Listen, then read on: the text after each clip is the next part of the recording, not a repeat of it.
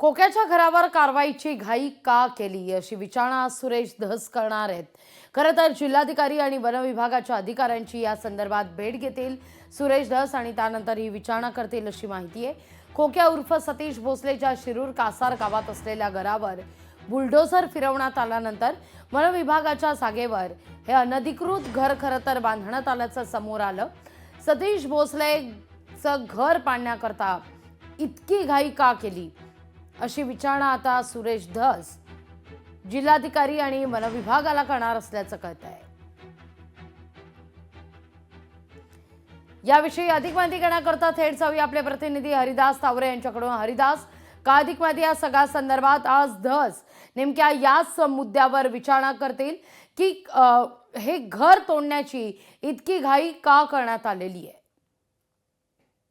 नक्कीच लागवीजी, या ठिकाणी सांगता येईल की काल सुरेश धस यांनी आष्टी तालुक्यामध्ये जो आष्टी मतदारसंघ आहे तो होम पिच आष्टी आहे आणि या आष्टीमध्ये काल त्यांनी आमसभेचं आयोजन केलं होतं। या आमसभेच्या दरम्यान काही पत्रकारांनी त्यांना प्रश्न विचारले की सतीश भोसलेचं घर पाडण्यात घाई झाली नाही का? कारण यामध्ये असं सांगता येईल की ज्या वेळेस सतीश भोसलेवर कारवाई केली गेली त्यानंतर एक दिवस त्याला अगोदर नोटीस दिली गेली आणि दुसऱ्या दिवशी हे घर पाडलं गेलं। मात्र हे कुठंतरी 7 दिवसाचा कालावधी असताना हे घर का पाडलं गेलं असा देखील सवाल या निमित्ताने उपस्थित होतोय। कारण एकाच ठिकाणी सतीश भोसले सारखा एकच व्यक्ती या वन विभागाच्या जागेत आहे का? बीड जिल्ह्यात अनेक ठिकाणी देखील असे अतिक्रमण आहेत, मग त्या अतिक्रमणावर कार्यवाही वन विभागाने काय केली गेली नाही? आणि दुसरी गोष्ट म्हणजे अनेक ठिकाणी असे अतिक्रमण असताना सतीश भोसलेच्या घरावर ही कार्यवाही पहिल्या दिवशी नोटीस आणि दुसऱ्या दिवशी अतिक्रमण काढलं जातं, हे कुठंतरी अमान्य असल्याचं या ठिकाणी पाहायला मिळतंय। कारण सुरेश धस यांची जी निकटवर्ती सुरेश धस यांचं म्हणणं आहे।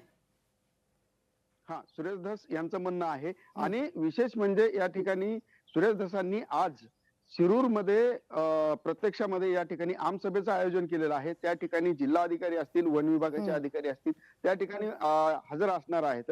कारण सर्वसामान्यांच्या प्रश्नासाठी काम करण्यासाठी आणि सर्वसामान्यांच्या ज्या अडचणी आहेत त्या समजून घेण्यासाठी शिरूर मध्ये ही जी आमसभेचं जे आयोजन आहे ते या ठिकाणी केलेलं आहे। आणि याच माध्यमातून आज नक्कीच सुरेश धस या प्रश्नावर जे जिल्हाधिकारी असतील किंवा वन विभागाचे अधिकारी असतील किंवा पोलीस प्रशासन असेल त्यांना धारेवर धरल्याशिवाय राहणार नाही। लागवी अगदी हरिदास, धन्यवाद तुम्ही दिलेल्या सविस्तर माहिती करता।